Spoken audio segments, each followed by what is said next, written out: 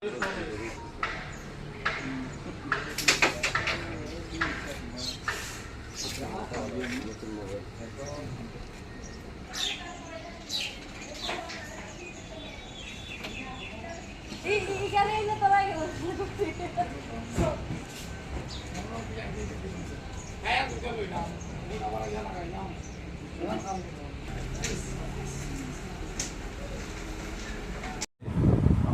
Secret information আসে যে রামসোনা road থেকে একটা হাই স্পিড অটো যার নম্বর TR053712 সেটা কিছু বিলেতি মদ নিয়ে আসছে পেচারতলের দিকে যাবে কাঞ্চনপুর রোড হয়ে।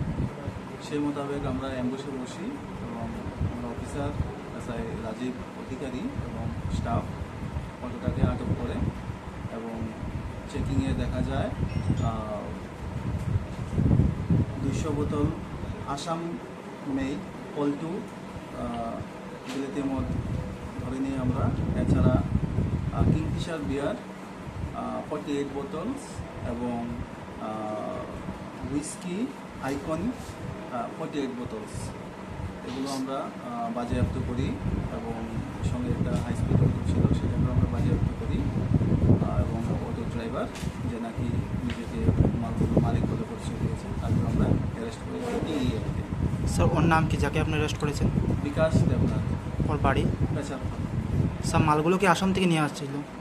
এরকমই বলেছে ওর রিপোর্টে যে আসাম থেকে মালগুলো নিয়েছে। কোথায় নিয়ে যাবে স্যার বলুন? পেচারতল নিয়ে যাবে। স্যার মালগুলি আনুমানিক কালোবাজার মূল্য কত হতে পারে? আমরা ধরে নিয়েছি কালোবাজারের মূল্য 60,000। অটোটাকেও স্যার আটক করা হয়েছে? আটক